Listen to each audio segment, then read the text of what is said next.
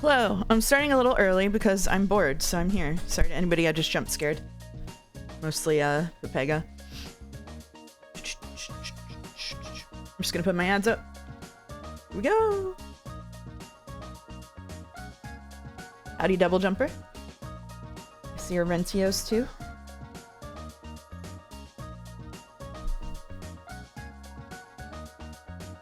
And Jack as well.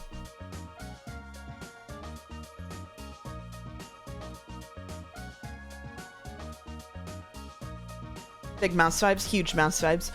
When I streamed with Amos, I don't think I mentioned this to you guys, but when I streamed with Amos, he was like, wow, your viewers like pile into chat ahead of time. He was very impressed. He was surprised because he runs like, hey, Paquetto? Wait, this isn't Pikmin? Godot, you have to win on the wheel to get Pikmin. We gotta spin the wheel. You could win next Sunday though. Well, if it isn't big video games. Well, if it isn't C8. Hello, not Sunito. Okay, wins. No. No roleplay in chat. Hey, Mari. Nice to see you here. Well, I'm still awake for mouse. Hey, Ilko. I hope your stream went well. I stayed around for a couple of hours and then dipped out. Mostly to nap all afternoon. I'm making naan. That sounds delicious. Resting my hand since last night. Thumb still hurts a bit. Oh, the Silk Song is crushing unknown numbers of thumbs. I'm on my phone for a bit. Did you not set up the new chat? Nope. I did. I napped instead of doing that. I've been really tired the last couple of days. I've slept like all afternoon, 2 days in a row. I don't really know what's up, but I'll play around with it next couple of days. Napping is so good. It is. It is. The new chat, we're getting replaced. Yeah, new chat. As the channel prediction has just let you know, we are starting a new dole today. The new dole is Steamery. It's like Scrandle, except you try to guess the different the ratings between 2 Steam games that pop up. Figure out which one is better rated on Steam. So you have a little bit of time to go do it yourself if you wanna predict how I'm gonna do. I did one yesterday and did terribly. I don't know if Steamery has legs. It's a bit clunky. We'll give it a shot. When are you doing Rule 34 dole? Never. On or off stream. I am opposed to Rule 34 dole, but I'm glad everybody's having fun with it. I somehow missed a bunch of these because of life, but it seems really good, so I want to try to catch up. I hope you have a wonderful stream, Mouse. Hey, Hayden, nice to see you here. I hope life is good life hitting, not a bad life hitting. But always happy to see you here when you can get here. Yeah, the Rule 34 dole controversy. The Rule 34 dole situation is crazy. Oh, thank you, Haydener, for gifting 10 community subs while you're here. That's really kind of you. Thank you. Shall we read the names? Subs for Winged Pearl Mari. Oh, Mari caught one. That's awesome. Sinowes, Elk Irinian, Golagon, Lirigata, also a regular. C8, also a regular. Oh, this was a good batch. Psyok, Anwil Ned, and Who the What's It. Thank you for that. Very nice of you, Haydener. I'm taking extended time off work because I want to. Awesome. I have like, I'm hoping to move by the end of this year, but if I don't, I have like 2.5 weeks of PTO banked up. So I might, if I don't manage to figure out a move by the end of this year, I'm just going to take like, the entire back half of December off. It's going to be awesome. Today scored a beat of 7 out of 10 for Steamery. I will almost certainly do worse than that. Not trying to stack the bets, but I'm quite bad at this one, so do it. I hope so. It's either gonna be I'm moving somewhere I'm excited about and I get 2 weeks off, or I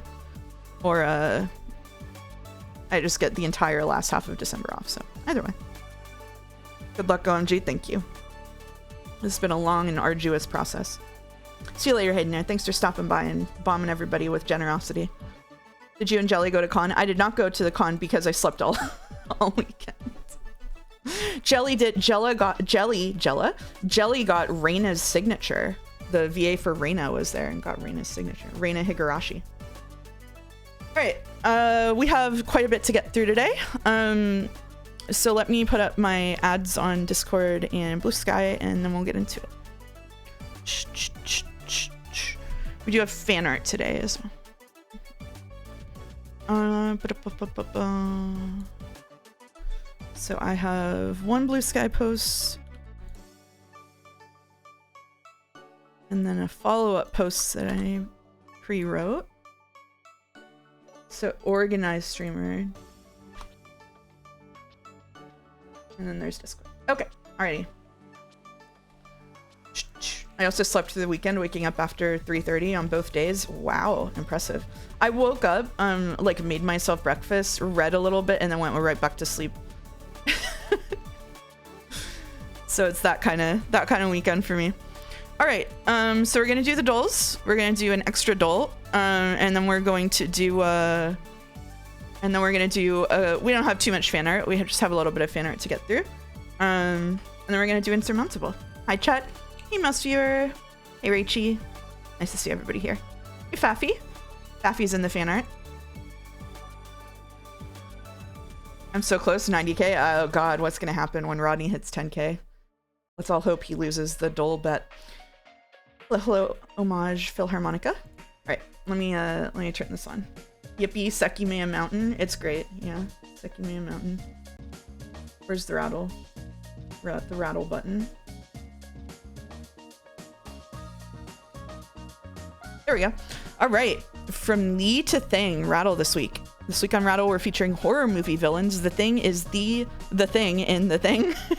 Okay, calm down. Directed by John Carpenter. It is an extraterrestrial life form that assimilates and imitates other organisms. I was too scared to watch this movie as a kid. Me too, but I'm eager to now, except I can't get my kids to let me put it on. I wonder why not. All right, let's get started. Starting with the is demonic. The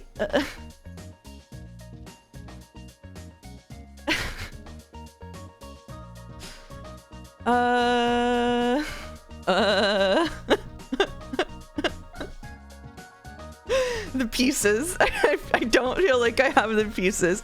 Can I do I need to do this one backward? Hello, JR.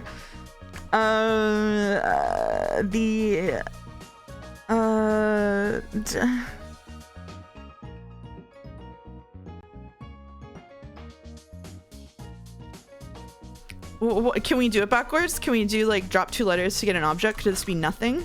Okay, all right. All or nothing in extreme proposition. 5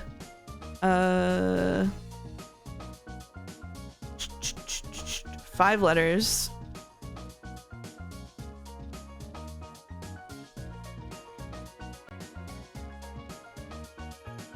Oh boy. Oh boy.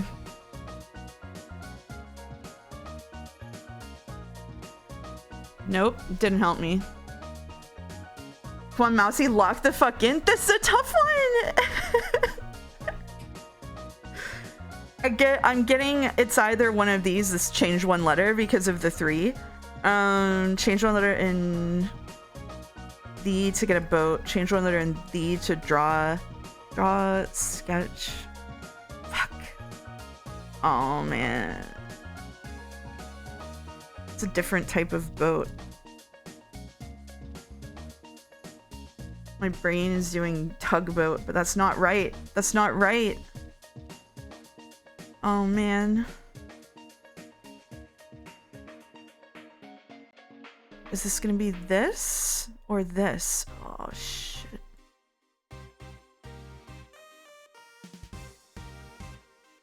Had time? Most popular dishes? 3 letters though.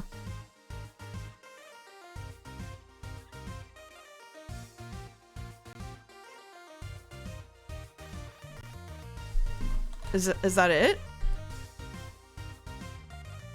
Oh, to draw, like the other kind of draw. Okay, my brain was not on that level. I wouldn't have gotten that. Thank you, chat. I'll take that. I'll take it. Nationality that sounds like what you might have on your if you're upset. It's a really upsetting word to start with. Okay. Okay, so this will be Thai, and then this will be Pad Thai. We're getting there, just not linearly. Part of jackets and uniforms. Knee pad? No. Change the letter in pad to get a boat. Nope. Blank pad. Is it Shoulder pad? Yeah, okay. Chip on your shoulder if you're upset. Worship for an act of devotion. No, it's 4 letters, but that would have not been right anyway. Okay. All right. Change 1 letter in chip to get a boat is going to be ship. This is worship. I was just a little bit early. Worship. A place for worship is a church, and blank church. A fortune of a church and state. Okay. All right. Okay. All right. Oh, no chinchilla fights right now. Bad time for chinchilla fights. Oh shit. Right. I'm most excited for Ashia Mountain. I think so. Okay. Hold on 1 second. I need to double check that they have enough food and they're not fighting over it.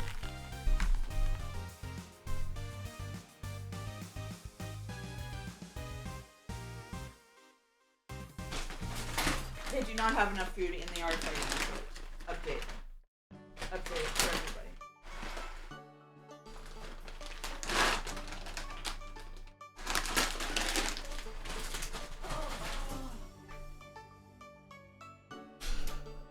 All right. Mouse starving her fellow rodents. I know. This is what happens when I do fan art 20 minutes before stream instead of checking things. Okay, here we go. Clues by Sam. Exactly 1 innocent on the edges is in row 2. That's Eve. So that makes Isaac a criminal. Neither of the 2 innocents in column A are Eve's neighbors. So that means these 2 are innocent. What? Oh, because Eve counts as 1. Oh, it's a bad start, isn't it? Okay. So one of these is innocent. Okay. All right. Oh, all criminals below Anna are connected. Where's Anna? Okay. So that means that Nick is a criminal and Vince is innocent. Okay. We're fine. We're fine. We're fine. Every single person I've seen do this on stream did that exact same mistake. That is evil. That is evil. Exactly 1 innocent in row 5 is neighboring Susan. So that means there's 2 innocents. Row 5 has more innocents than any other row. So every other row has only 1 innocent. So that means that these are both criminal. There's an odd number of innocents in row 3 neighboring me, which means Mary is a criminal. There are as many innocent doctors as there are innocent mechs. Okay, we don't have enough information yet. Same Worsey. Yay! Neither of the 2 innocents in column A are Eve's neighbors. We're done with that. There's an odd number of innocents neighboring Terry. Not enough information there. I need to lock in. I need to lock in and I need to calm down. Okay. Exactly 1 innocent. Okay, so we just know there's 1 innocent in every row. There's many innocent doctors. So it could be any of these. So we don't know if this is innocent or not. We do know there's at least 1 guilty doctor. And there are 3 doctors total and 3 mechs total, I think. Okay, cool. So they have to be the same number. They should put new jobs in the ecosystem, like Amazon Fulfillment Associate. That would be better, wouldn't it? That would be better, yeah.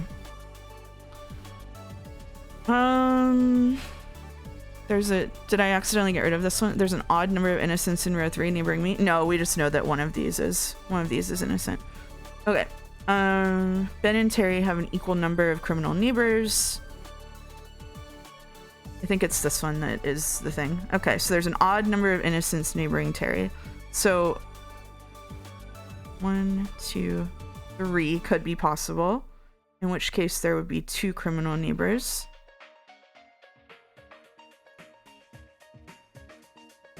Or it would be 1, 2, 3, 4, which can't be true. So this literally must be not necessarily these, but I think, does this like just solve the whole thing? Because doesn't that make Carol? No. I'm not cooking. I'm not cooking. I'm not cooking. I'm not cooking. I'm not cooking. There's 3. There's 2. Equal number of criminal neighbors.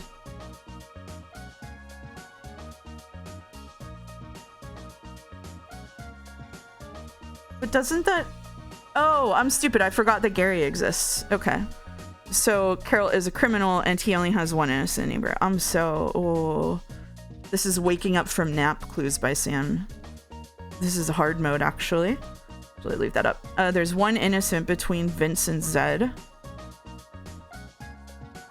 Okay, so that means Zed has to be a criminal. Only one of the five criminals neighboring Ruth is to the right of Vince. So we have 1, 2, 3. So 2 of these are criminals. This music makes me feel like I'm getting asked to present evidence to people. Yeah, so this music is by Teef, who is like super inspired by Ace Attorney when they started making music. So it definitely has Ace Attorney vibes. I really like it. This was commissioned just for the stream.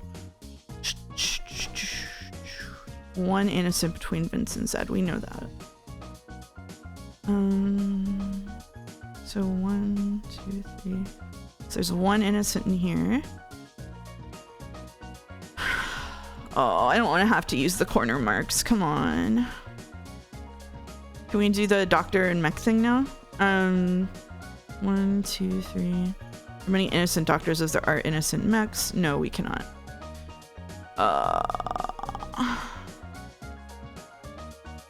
Exactly one innocent in row 5 is neighboring Susan. We know that it's these. Shit, what am I missing?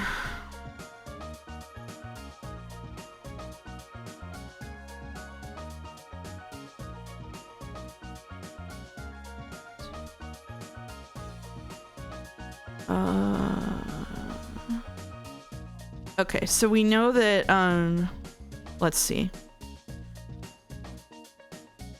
Exactly one innocent in row 5 is there. So we know that one of these, so let's just math it out if one of these is innocent. So if this is guilty, then Will has to be innocent. Oh.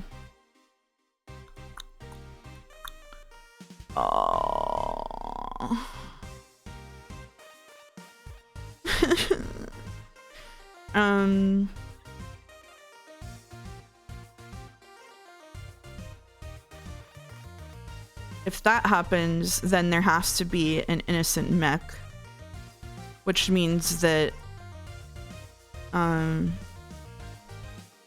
then Ruth becomes guilty.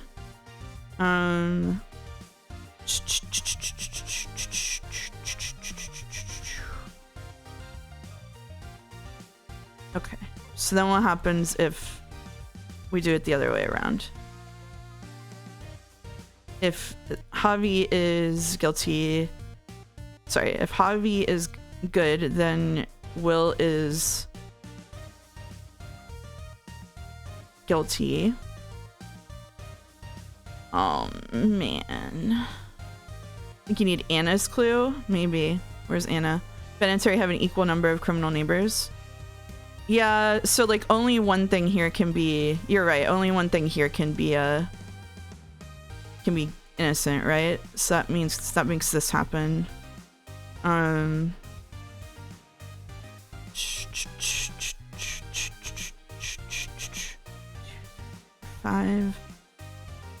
Five criminals neighboring Ruth, which makes Kyle innocent. Oh. Row 3 has one innocent. Oh man. Oh man. There's an odd number of innocents in row 3 neighboring me. That's true, yeah. I don't know why I marked that one off. Okay. It's really, yeah. Oh god. All right, chat, do you have an idea of one thing to do here? Because I am like dying on this. Shut the tab. No. No. It would be Susan, right? Is it that Susan is always guilty? Try Blackbird. Come on. Oh. All right, let's show a hint. Odd number of innocents in row 3 neighboring me. Only one of the 5 criminals neighboring Ruth is to the right of Vince. Okay. Right, so Susan has to be guilty. Yeah, you're right, August. Thank you. Okay. Flora has exactly 2 innocent neighbors. Who the fuck is Flora and what does she do?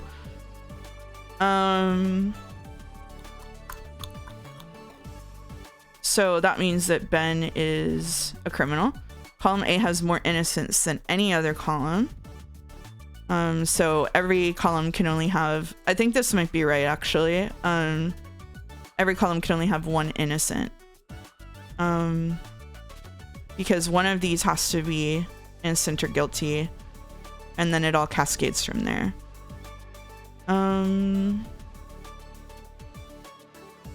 So if this happens, let's just test this out. If this happens, Ruth and Will are both guilty, which would make no mechs. Oh man. She makes floors because her name is Flora. Wait, I'm late. What's this game? This is Clues by Sam, which I'm normally way better at than I am right now, but I just woke up from a nap, so I'm very sleepy. Sorry. 2, 3, so it's 4, 5. I think it has to be like these 2 are reversed, right? Like these 2 have to be flipped. They can't have both innocents in the same column.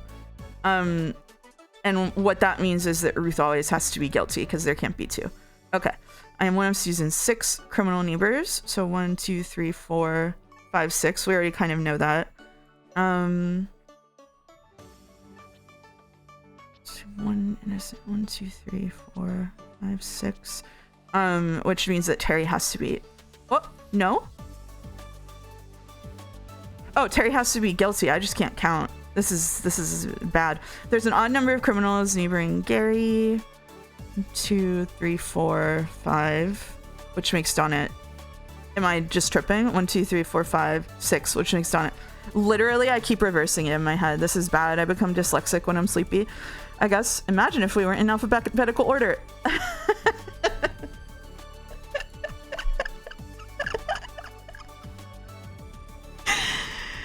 Hands up in the chat if you noticed they were in alphabetical order, please.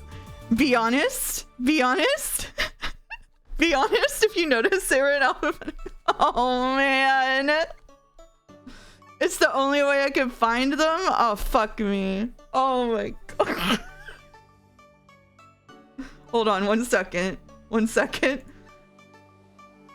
I'm redeeming it myself. Okay, all right, here we go. Okay, so all the mechs are guilty. I noticed because I was like finding these fuckers are so annoying for so long. Were they always in alphabetical order? Just today. Okay, so that makes him because so that makes this arrangement right. Okay, all right, okay. Oh my God. Oh, I got owned so hard on this Clues race. It took us 12 minutes. The after nap is so deep. I'm sorry. I feel like I probably just hemorrhage viewers when I'm doing that. Okay, all right, whatever. All right, we're in Metazua. We're in Metazua. Let's find out what dimension we go to today. We're in Mouse. Oh, fuck. It's the bug dimension today. Okay, all right. Praying Mantis. Yep. Here we are in Polyneoptera. Know and love.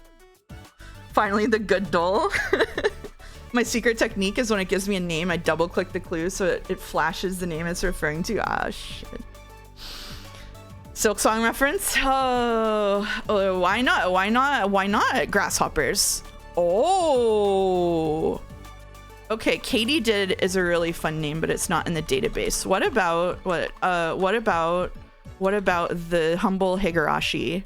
I don't even know if cicada are in here actually. What about the cricket? All right, it's the cricket. Our stay in the bug dimension was suspiciously short. That was a 5er. Damn, okay. All right, now for the thing that at least one person has been waiting for. It's Steamery. It's Steamery. Okay. Big money, there's no bet. Here's where the big money lies. Okay, so Steamery, new dole. Can we steam it? Can we steam it?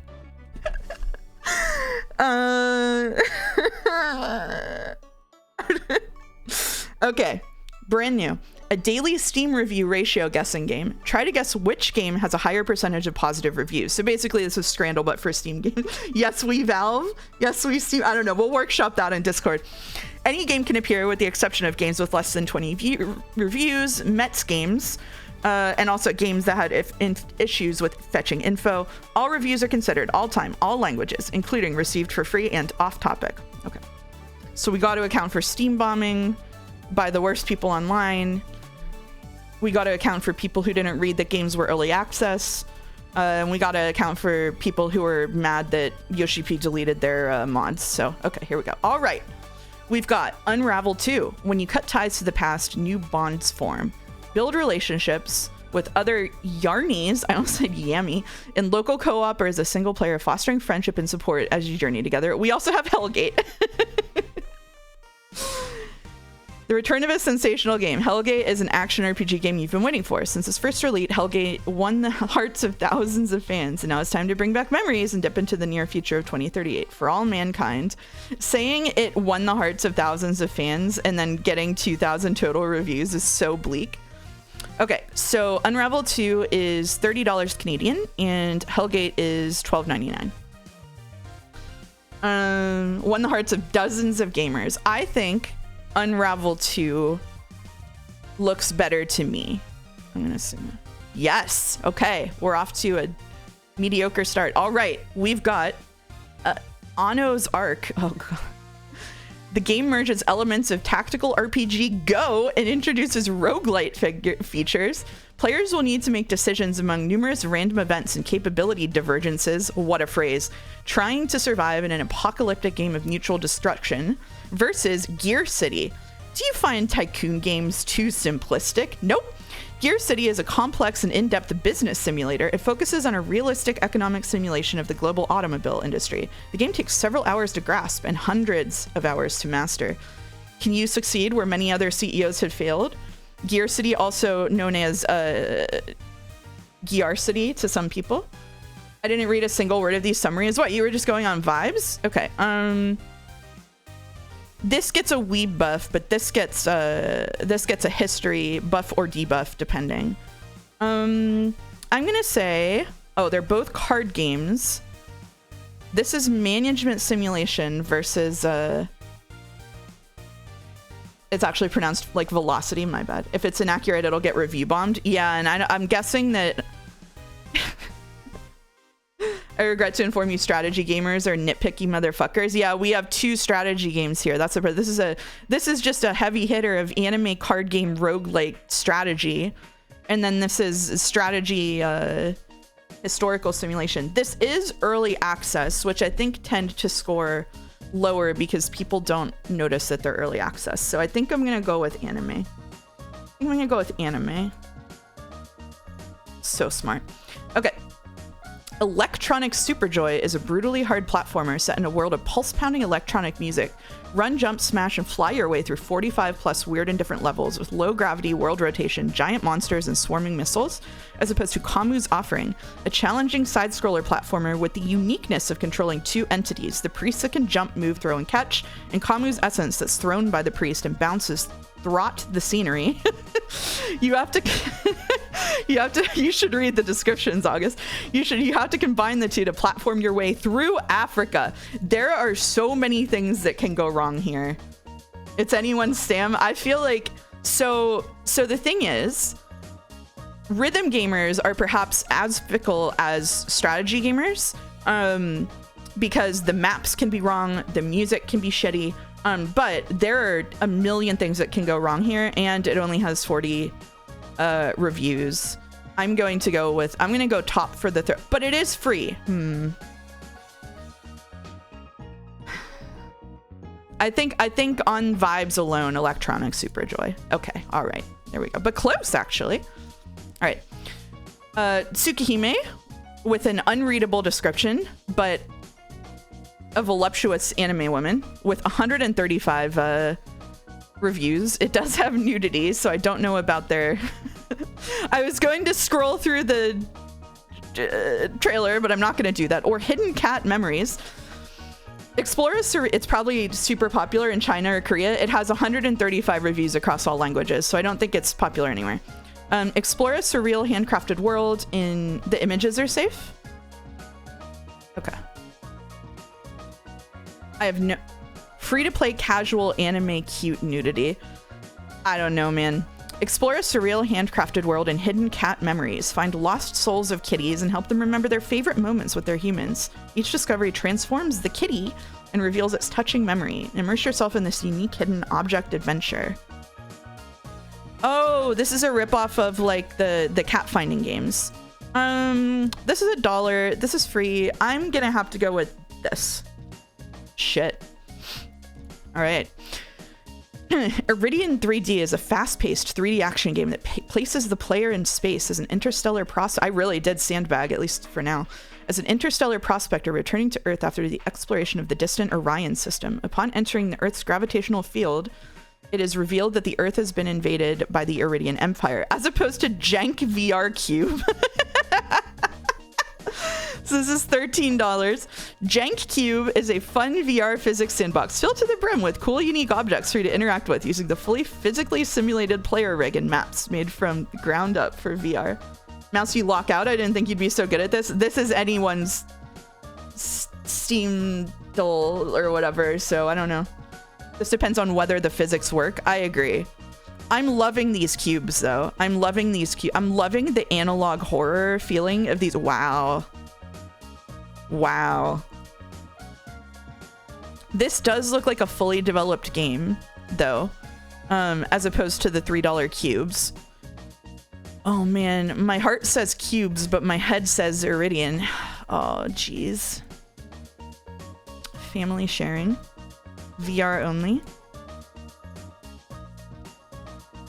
Iridian could have nostalgia point, but gamers are really fickle about ports. That's true. Yeah, that's true. Top has soul for sure. Top does have soul, but bottom has this. I guess I'm gonna go Iridian. Hi, what you up to? We're doing a new adult. We're doing a new duel. It is anyone's game. Oh, I think I'm going to have to go to the top. Yep. Okay. All right. Not that far away from each other. Okay. Alicia Cattermain, a well-known adventurer and adrenaline junkie, is invited by Sir Gringay to a charity ball, a common social event where no surprises can happen. This is strategy, adventure, time management, research. This sounds like a mobile game. This looks like a mobile game. And Reflexia prototype. Reflexia's story starts out as a parody of its genre and ends up as a psychological genre. Yandere-chan, huh? It's not a hidden object. We're tied so far. I crashed out at the end. Yeah, I did see your score.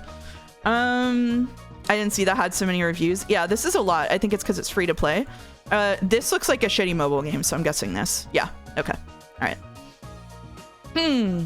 Legacy Steel and Sorcery is an action combat PvPvE extraction RPG. Good lord. Set in the classic fantasy world of Mithriggard, rich with expansive outdoor zones. Play solo or with friends to gather loot, slay creatures, and defeat other players. Early access Souls-like open world. This is a dangerous. For $25. This is a dangerous one. Oh, this guy looks awesome though. Or JOR Dondu. Oh, Journey of Realm is a 2D turn-based game with a box-like map. In the game, act due to adventure. On adventure, collect and freely choose your way of fighting. As the exploration progresses, deter the threat of the Black Beast Tide and finally defeat the monstrous malice. This serves Google Translate. Mountain Dew game. Hell yeah. Yeah. Oh man. Is this a Hollow Knight like? What is this? Oh god. Just blasted with that. Hollow Slap? Or Ender Lilies like? Yeah, that makes sense. Ender Lilies, but an RPG. This one is tough, but this top one just looks better to me, even though it has a risky set of tags. It does have the early access debuff. The top one does look suspicious. Dads would complain about spoilers in the game description, probably. Multiplayer gamers are mad as hell.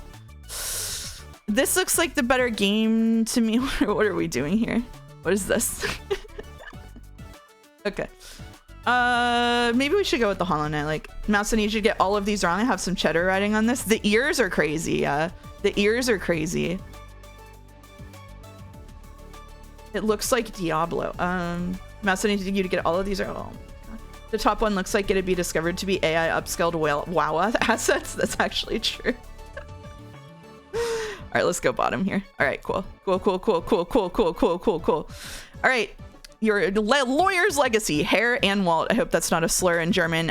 You're a lawyer who tries to save students from a crazy headmaster. You need to survive a variety of school lessons and fight the different teachers without a full stop at the end. It is $6 with 500 reviews versus Mad Bullies. The wackiest shooter is here to put your reflexes and laughing muscles to an intensive test. You can forget about boring stories, complicated controls, and irritating tutorials and jump right into a mind-blowing high-speed action.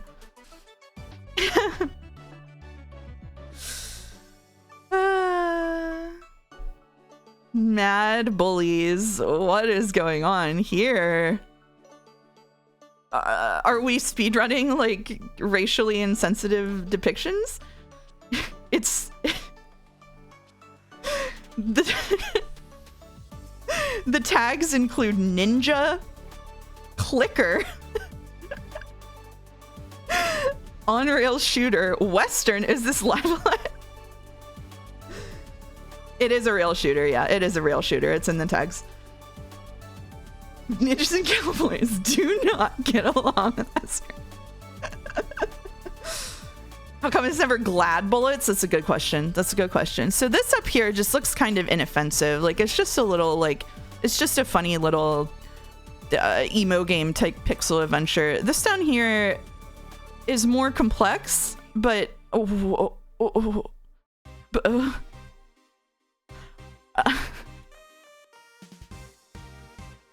now here's the problem.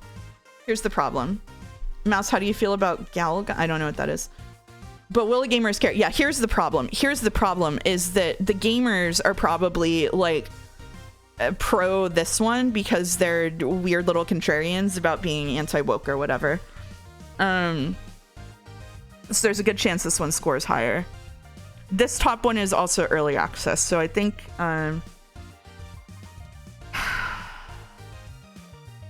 it came out 6 years earlier but has barely more than half the reviews. Yeah. Plus no one likes lawyers. That's true. This has early access debuff. Let's look it up on the Is It Woke page. Let's not. Real shooters are mixed bag. Yeah.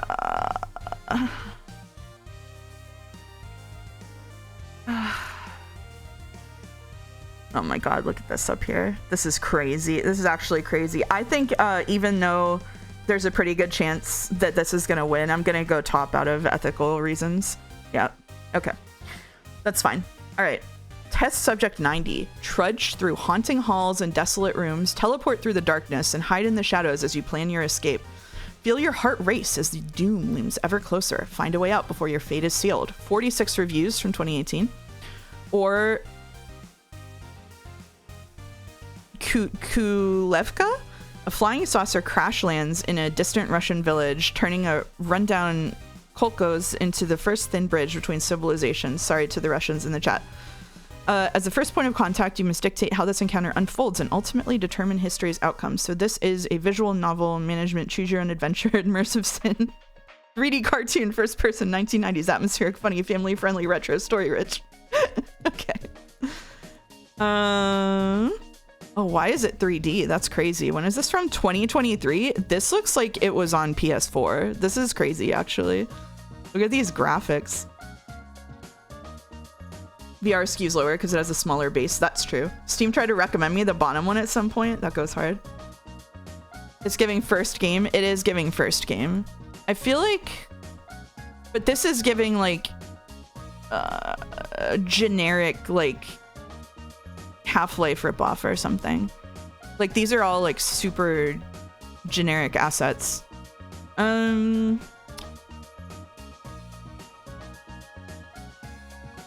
You've only got one room for the screenshots too. Yeah.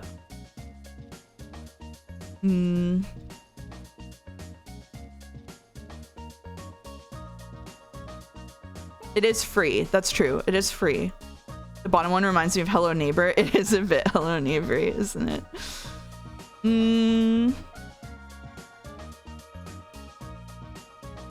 Honestly, kind of feeling the bottom one, and the top is VR, so I think the bottom. Yeah, I think the bottom. All right. Duelist with a Y. Duelist GG. Duelist is a unique hybrid 1v1 card game, oh boy, where you play your units and spells onto a 9x5 board where you can position them to your advantage. You can TFT, like, you can pick from different generals with unique bloodbound spells. All 800 plus cards are unlocked, so you can play anything you want from the start. This sounds terrible. Pew pew pew, retro style, Tri-Blaster. Shoot enemies, survive, gain lives, and achieve the highest scores possible in an all in an old school vector style game. So this game is kind of like Baby's first game jam or something, but it's $1 versus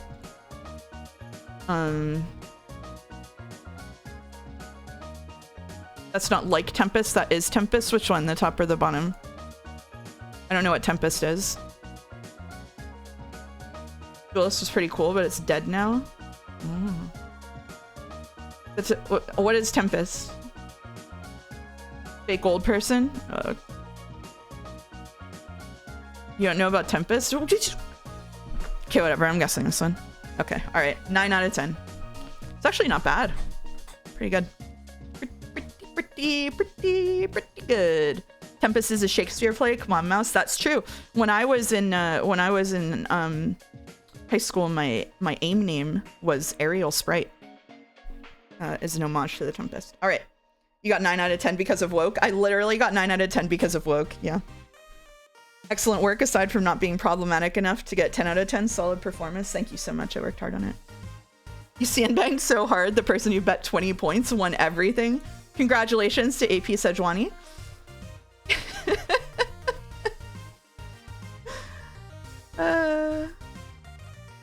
Getting back old person points by mentioning AOL. It was strategic of me, isn't it? Okay. We're going to do fan art. We only got a couple of pieces of fan art, nothing crazy, and then we'll get into Insurmountable. What number is it? Okay, all right. Here we go.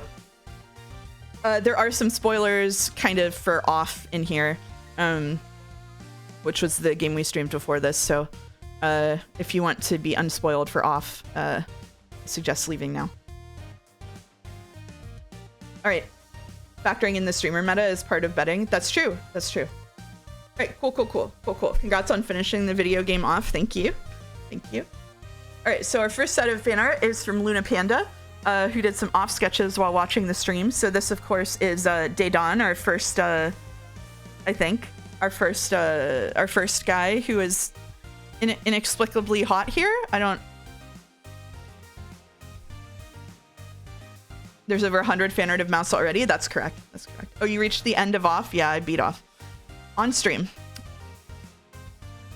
Mouse in the back here. Mouse in the back here with the bat. Everybody loves Mouse in the baseball outfit, as we'll see. Fan art popping off, that's right. And all of the art is amazing. Next from Luna Panda, we have the... So if you weren't here for the Off streams...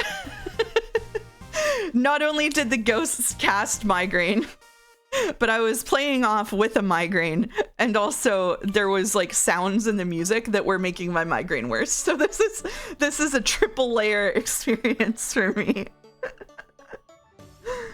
Mouse does not care for Hot Day Dawn. I just don't know what to do about it. It's like a confusing and complicated moment for me. So here's the ghost casting. Really captured the soul of the streams, Luna Panda, with this. And then finally from Luna Panda, we have Zachary, of course, everyone's favorite character. I am the original Tumblr sexy man, you know. So apparently, I'm told that on Tumblr, everybody is obsessed with this character, Zachary, who just wears a mask everywhere. And I don't understand. I get nothing from Zachary. I get nothing. I'm getting nothing. Off just makes you want to draw the characters hot. Why do you think it was popular on Tumblr? I don't get it. And a cat mask? I don't get it. Batter mouse bothers me because canonically in the game, mouse is explicitly a separate entity from batter. Oh, that's true. That's a good point. That's a good point. We do have some art where mouse is a different character from batter, I believe. Show off. Anyway. Thank you very much, Luna Panda. You really captured the soul of the streams with these three. And also the soul of Tumblr, which I just don't understand. It's so fucked that Mouse wouldn't know every game released for the arcades using the patented Atari Quadrascan technology. It actually is a problem that I don't know that, because I volunteered at the Video Game Archive in Austin, Texas. I have no idea if that place is still up, but they did have like functioning versions of almost every console and like classic arcade system, and I helped with that, and so the fact I don't know it is shameful. Can't believe I didn't retain that from 15 years ago. Okay, anyway. Thank you, Luna Panda. Next we next from Ravane, we have hello, it's Mouse, Twitch's prime Omelas like streamer. Mouse with a bat saying, this level of reasoning is possible for the ones who walk away from Omelas. What do you think, suffering child? This art goes so hard. Thank you, Carlton, for redeeming Caution English degree. As you can see, we've already got it on the sleeve. We've got the Mets cap, of course.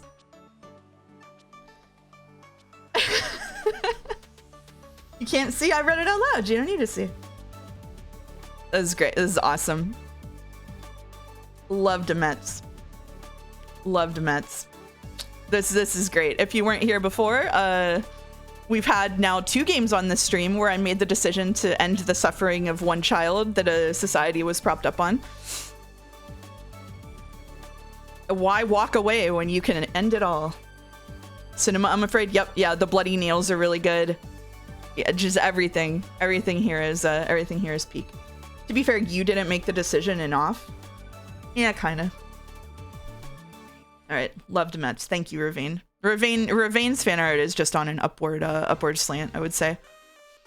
A real up and comer. Next, we've got from Faffy two pieces. First, this banger off-style mouse. I have to say, this is amazing. Jubilant rodent possessing malicious energy. So here the batter is separate from mouse because we're battling it. This is really amazing. I really love the off-style mouse here. This is really cool. With the tail. And then next from Faffy, we have some bonus art. Does he know? And batter smack. This is presumably this was done at the point in the stream where I was saying, isn't batter the bad guy? Maybe do we think he's the bad guy? Maybe. Would that make it an off-brand mouse? Oh, +2. Lore accurate nose. Yep, we've got the nose. Lore accurate nose. That's true. Thank you, Faffy, for being on the side of good. The side of what is good and right. I love this style a lot. I think this is really cool. I love little cartoon mouse. I love this. Thank you, Faffy. This is really awesome. Next we have from Colton. Got inspired by Mouse's business trip announcement. I'm so immersed. So if you aren't in the Discord,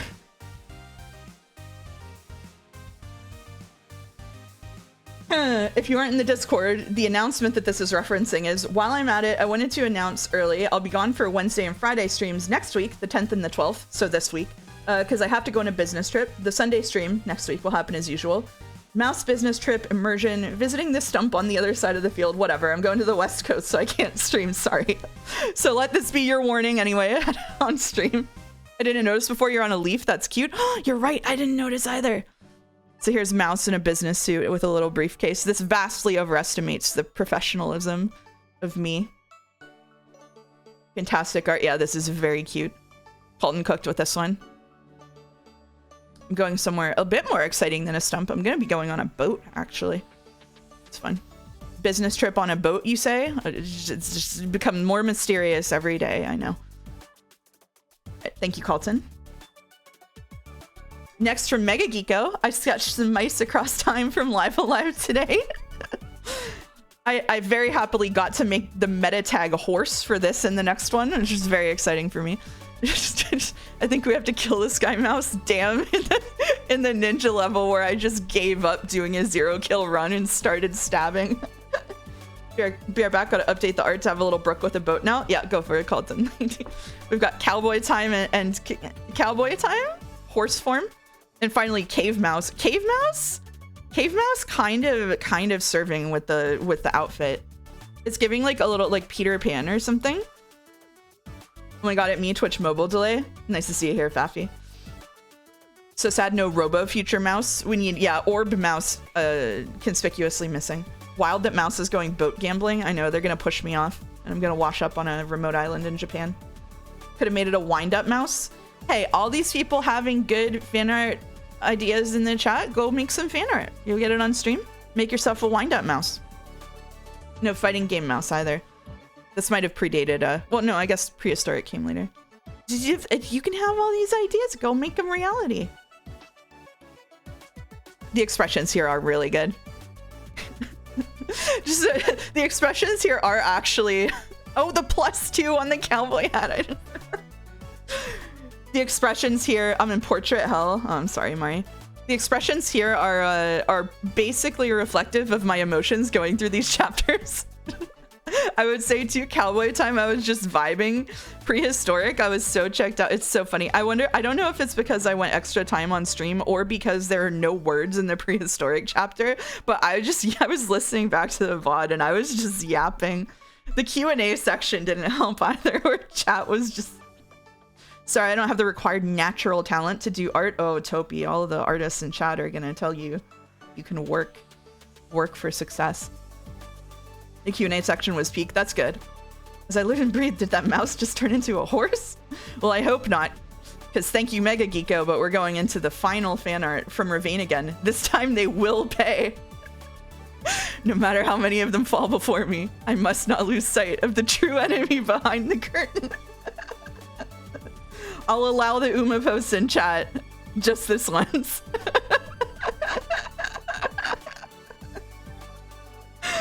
This is so fucking... Ravane cooked so hard with this one. Uma pretty dibey. That's right. That's right. You can never escape the realistic horse. I love this one, especially with the little silhouette of the dead horse. Shoot a horse, uninstall a horse, slash a horse, club a horse, punch a horse. Either way, the horse has got to go. This is like really ironic too, as is my distaste for Uma Pretty Derby, because I was like a really big horse girl as a kid. Like I used to go to pony camp when I was younger. I loved horses. I was one of those. No more. Welcome, Falzar. Nice to see you, Falzar and Raiders. We're just finishing up fan art and going into Insurmountable, a mountain climbing game. You came just in time for fan art, the last of the fan art on screen. Were you an MLP fan? No, I was around for like the original run of My Little Pony because I'm old, and it never really was something I was into. It's become such a meme about horses in Live Alive, all because ODO turning into one was a bit I forgot. It's pretty funny. The Rise of Uma makes that one penny arcade comic live in my head. Select the gun, then select your horse. I pick gun. Mods, I think we can delete the Uma Musume stuff, especially if we're gonna have horse memes as a meta meme. Is that Charlie the unicorn? Is it? Is it?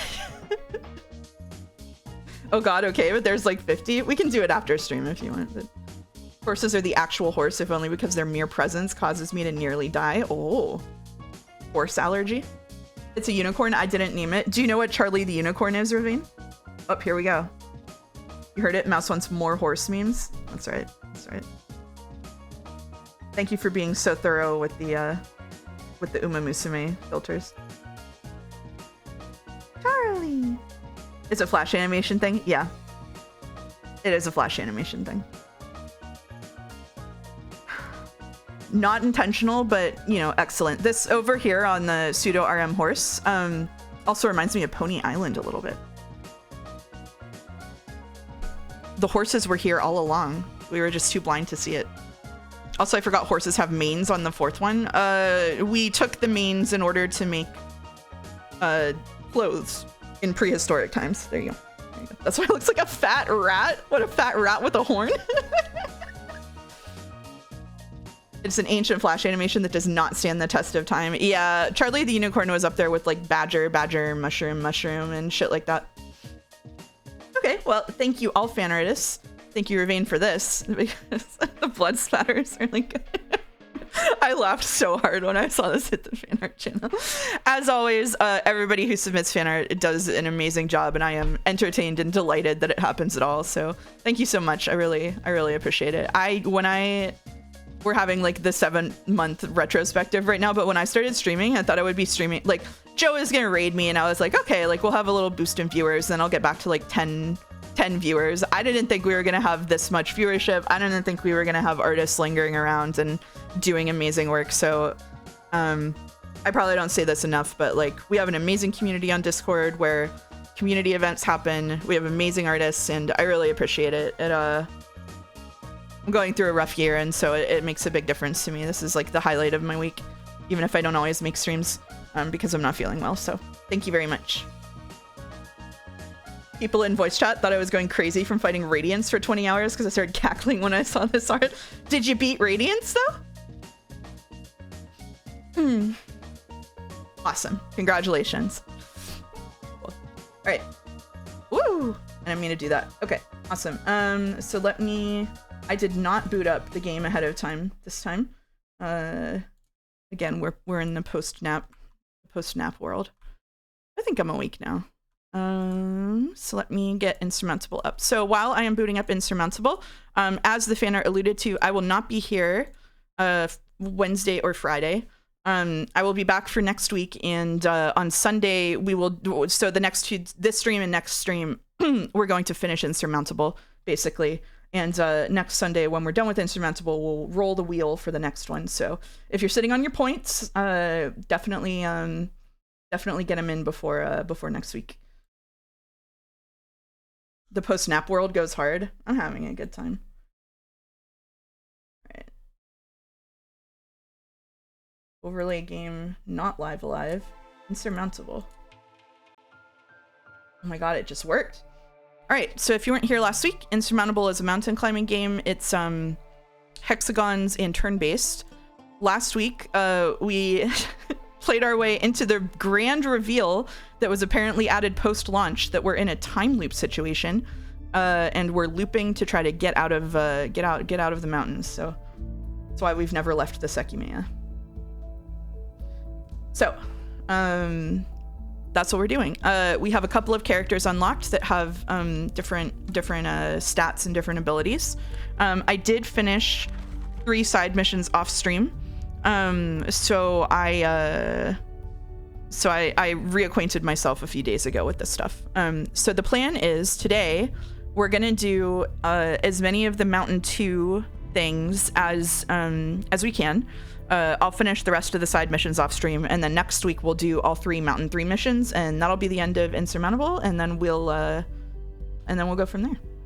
Oh, by the way, it's a time loop. It is a time loop, yeah. Crazy thing to add post-launch to a game like this, yeah. The amount, by the way, that like there was so much written about it in like the missions and stuff. Like they added in a ton of stuff to make that happen, so it's pretty funny. Okay. Anyway. We also have a choice to make that I will get to when we get to it. Okay, radiation. There is supposedly an antenna high up on the summit that's amplifying the electromagnetic radiation, which is causing the time loop or something. You need to find out what effect it has on the amulet. The amulet is the thing that is letting us like climb things and loop things and whatever. Bring the amulet to the summit, then reach your goal. This mission is unlocked. All right. Imagine playing this at a time loop in a mountain. Exactly, we never left the Sekimea. Imagine playing this at launch and being satisfied with it, recommending it to a friend who plays it at a later date, who just goes, yeah, that time loop thing was weird though, to you. After playing it, you're there like, what the fuck? That's what I was imagining as well, just like... Everybody's going, what are you talking about? Okay. All right. Click to choose a route. Oh, okay. This is new. Very eerie surroundings. Shadow and noises follow you on this route. Very rough terrain. The route is hard to overcome. Or very thin air. Breathing is harder on this route. -1 sanity per hour when moving. 25% energy cost. This sucks. We're not doing this one. Or breathing is harder. I think we can spec past breathing is harder.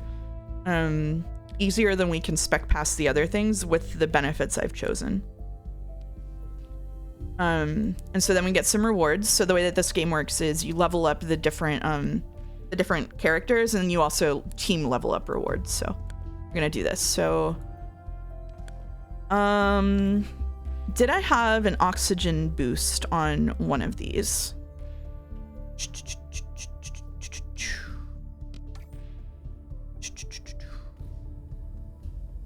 I think we're gonna just take the base adventure. Although maybe we'll do a mission with the scientist, because the scientist had some pretty fun stuff. Right, so definitely taking an oxygen tank. I think in order to negate, as you can see, I unlocked a lot of stuff. There's a sanity meter for mountain climbing. Yeah, if you do stuff like, you know, like let people die or like rob people or whatever, you go a little bit crazy. So this oxygen mask almost completely negates the oxygen loss. So we're gonna take that. We have a climbing rope, and then I think we can take a hot tea with us. And I think that's the loadout. As someone who's done a lot of hiking, sanity meter is real as fuck. Hey, especially when you get too oxygen deprived, shit gets weird out there. Did you get to eat anyone when you did the off-stream missions, Mouse? No, I've been playing my character as sort of chaotic good in my Insurmountable roleplay. So I didn't eat anyone, but hey, maybe someday. All right. Maybe this is the one. Oh, cutscene. And panpipes. Wow, this is a big climb. I don't know how many side missions are getting done today, folks. All right, so the cliff face rises impressively above you. It all seems surreal, so incredible. The research station, the time loop. What have you gotten yourself into? Cold air flows into your lungs, and now to top it all off, you have to think your way into an experiment with an antenna at the top of this mountain. You gaze down at the glowing green stone. Even if that woman's theory is correct and the stone is charged with radiation, why would that affect the time loop?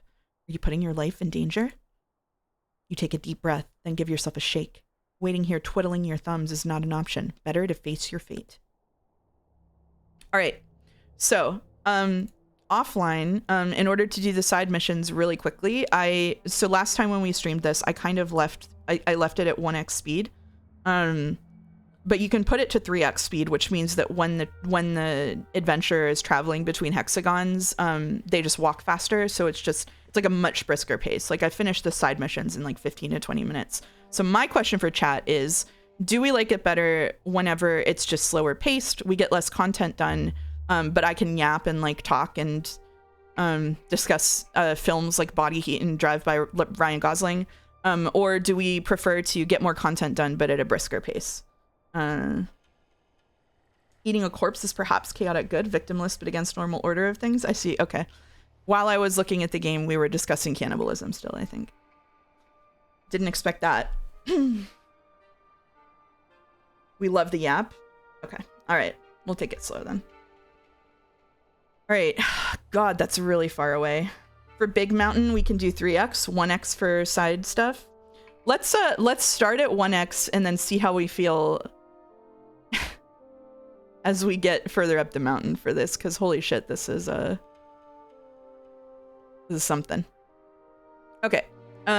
So all of these different hexagons have like little icons on them. So like this is an item. This is a cave where we can rest, that kind of thing. This looks neat. Never seen this game before. Yep, this is our very first wheel game, and I had never heard of it before Azilla is here picked it. But basically, they said that this was like a really relaxing like game for them. That's pretty cozy, and I actually agree. Normally, I would never pick up this game because it's a combination of things that I'm traditionally pretty shitty at.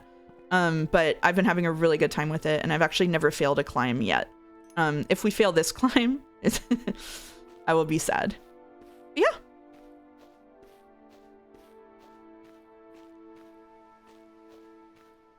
Here we go. Nearby an abandoned camp, there are a couple of oxygen bottles. You could take the time to search the tents. You can search the tents. Nothing useful. Okay. I think we should still be able to get the oxygen bottles after that, but that's just me.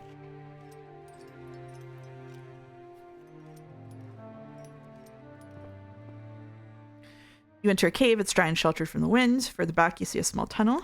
Explore the tunnel. It's so dark you can't see your hands in front of your face. You crawl through the darkness on all fours. After a while, you encounter some rubble. It looks like the passageway is collapsed. You can't go any further. So I'm actually not going to sleep right now because we don't really need anything filled. If you weren't here, as we go, we level up a little bit and we get stuff. So gain energy, body temperature, and oxygen when waking up. This is another thing that'll negate the oxygen loss. So we'll take this. We always take it slow. The careful gamer. These little exclamation points mean that there's a chance whenever you walk on this terrain that it's going to mess you up a little bit and produce a random event that's dangerous.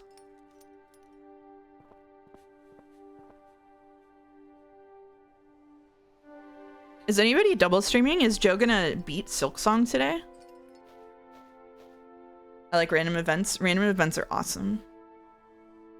I don't like random events when they happen to me in real life, which is maybe a little too often for my taste, but in video games, they're pretty badass. I don't know if he's at the final boss, but it has final boss vibes. Interesting. Okay. All I see is him dying. He's still going? Yeah, yeah.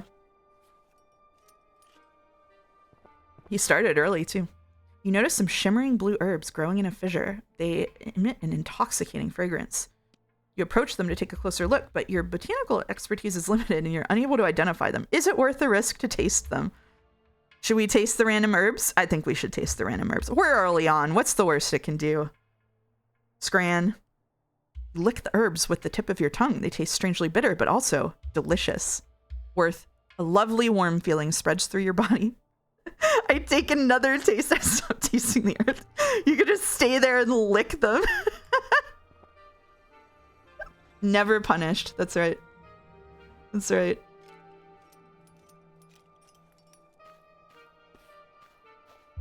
Staying at the base of the mountain, licking herbs. This is what playing Peak with me is like, too.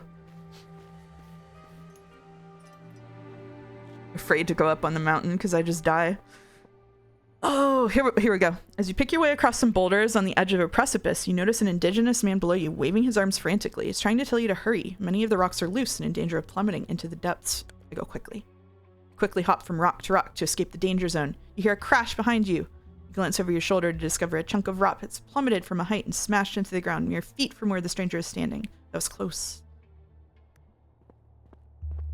Peak has herb licking gameplay. You can pick berries on bushes and eat them, and sometimes it's good and sometimes it's really bad.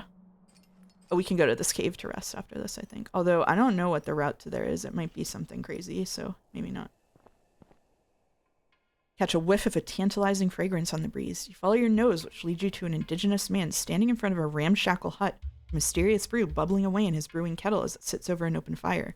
The scent alone is invigorating. What sort of effect might the brew have on you if you were to take a sip?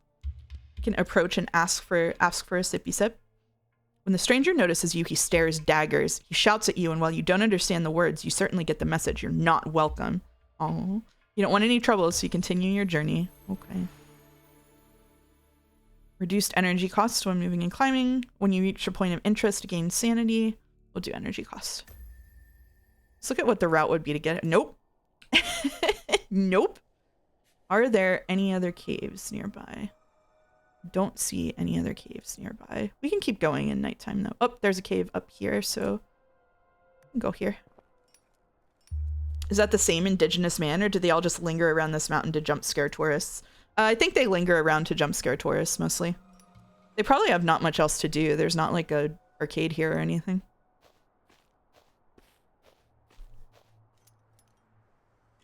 Zooted mouse returns.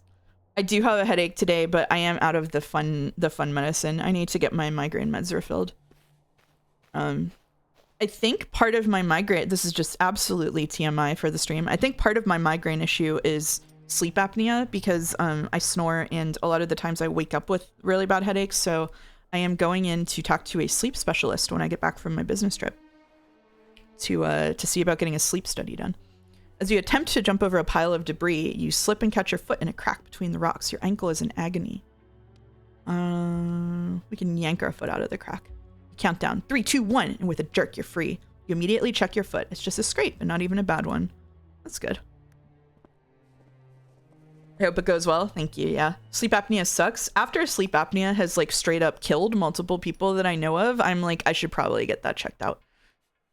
Especially if I'm able to move to Canada, where it would take like 2 years to get a specialist to look into that. As you gaze around, you notice a faint light in the distance. It flits back and forth, up and down. Is it fireflies? You see a meandering mountaineer. He seems tense and appears to have lost his way. You aren't sure whether or not you should offer to help him. I offer to help. The stranger is startled and flails his arms around wildly, striking out at you.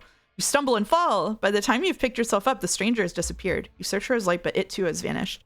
He was a ghost for sure, right? That was a ghost? Had to be a ghost. I found out a while back my phone has a feature where it tracks how often I snore and cough while sleeping. Yeah, I tried using one of those apps, and I also tried using one of those like trains you not to snore so much apps, like you do exercises with your mouth and throat. And it got me to the point where I snore when I'm on my side, but not on my back. But that is one of the classic signs of sleep apnea, so I need to lock in. He walked into another timeline. Damn. Hiker B. You enter an extensive network of caves. Toward the rear, you notice an extinguished campfire. Lying in front of it is a stranger. I will lie down.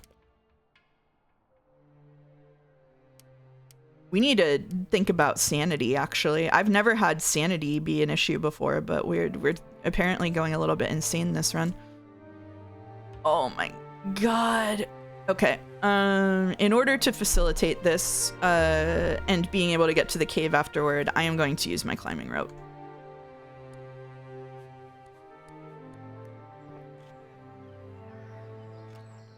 I thought the app that teaches you not to snore would just wake you up with an obnoxious alarm when it detects you snoring until you stop or die of sleep deprivation. That would go pretty hard, yeah. That would go pretty hard. There's nothing in this ravine of interest.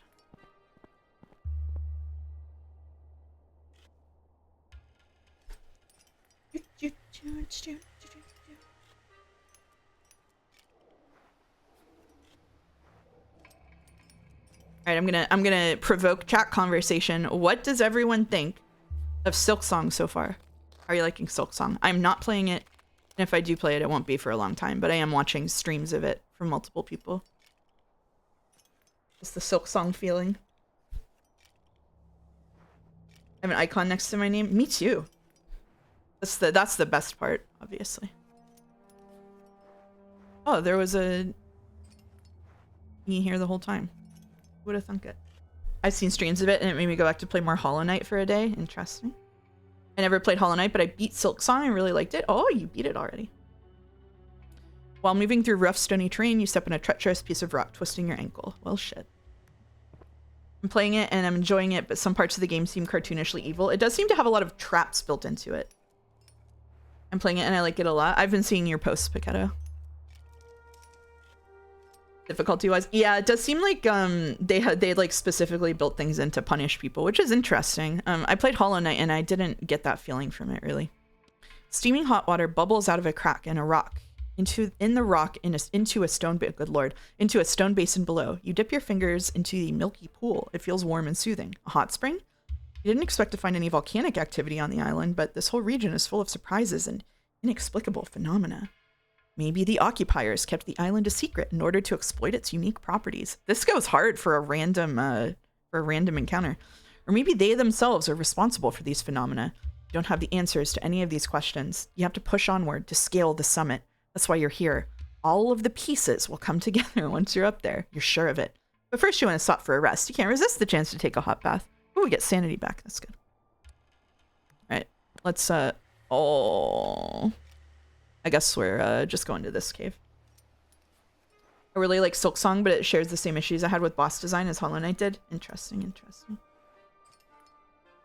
It feels harder than Hollow Knight, and Hollow Knight feels like the limit to me. Yeah, I'm... if I play it later, I'm secretly hoping that they make it a little easier, because Hollow Knight was already hard enough for me. I'm a gamer below the level of Joe's kids. Enter a cave. After a few steps, you feel an icy wind on your face. It's coming from inside the cave. I'm not going into caves until I get a flashlight, I think. How I'm feeling. His kids are cracked. I know, it's crazy.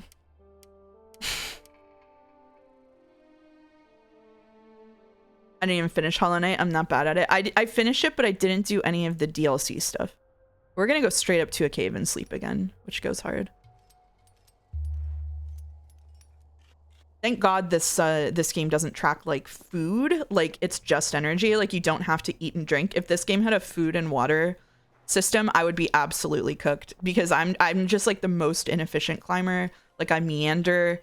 I go to like all of the points of interest around. It would just be so done if there were like time-based food and water timers. I'm very close to modding it to remove 2 mask damage. That seems extremely punishing, yeah.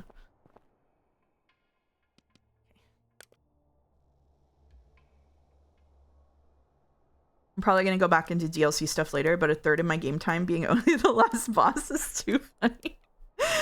That's kind of crazy, yeah.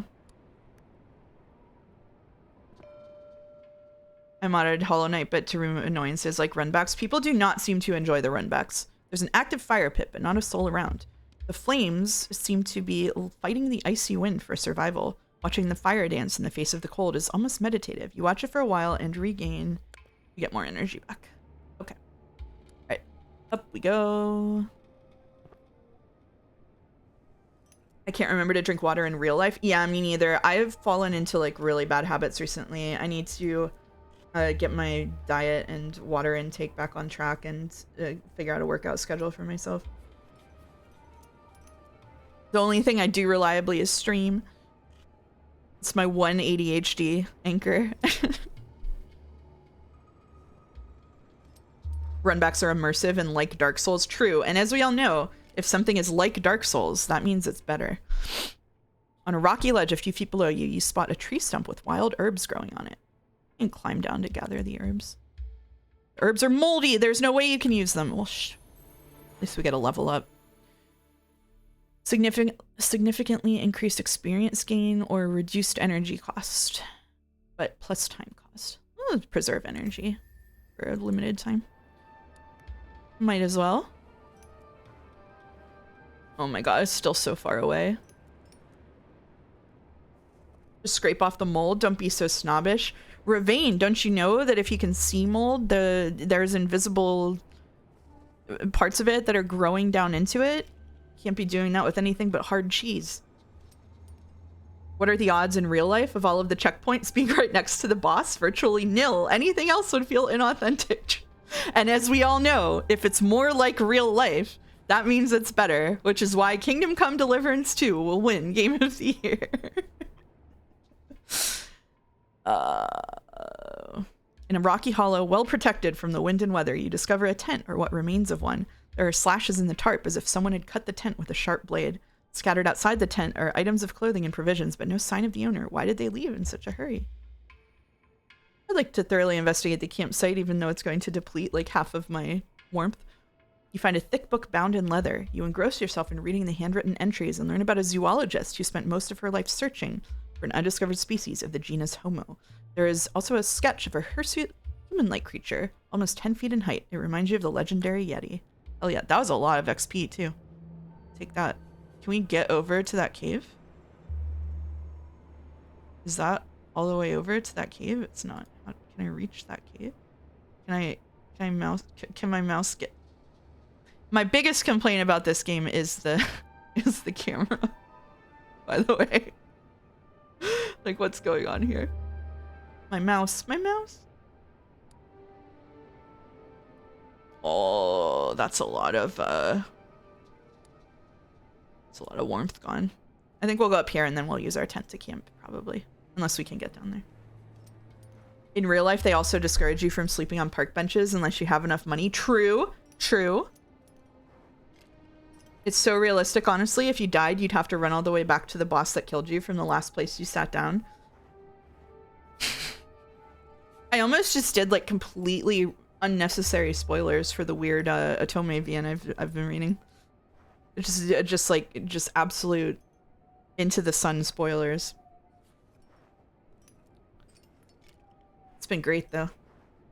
The only problem with it is I usually like to read them to fall asleep at night, but it's so batshit that it keeps waking me up because it's doing absolutely ridiculous things, and then I'm very much awake. Says Orentius. Yeah.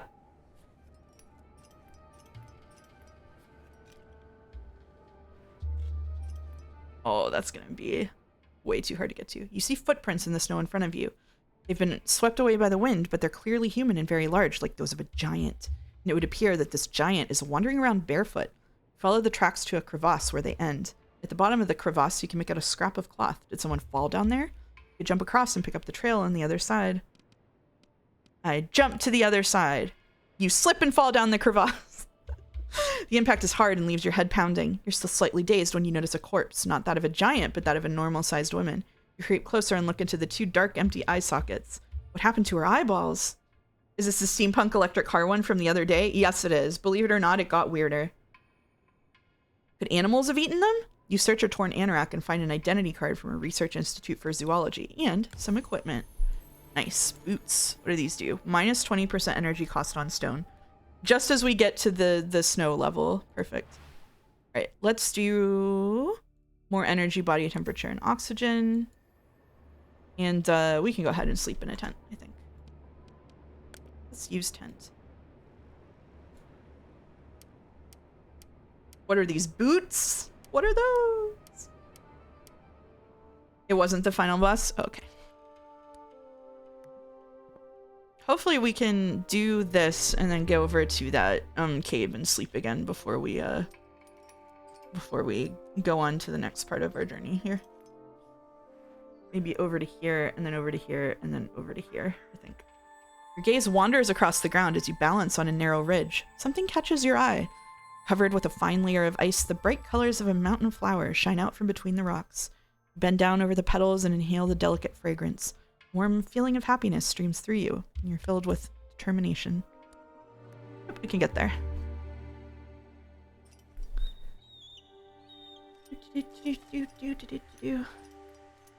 Oh, sorry, I didn't even see people say E33 giant wandering around without shoes. I would not be wandering around without shoes here, or in Expedition 33.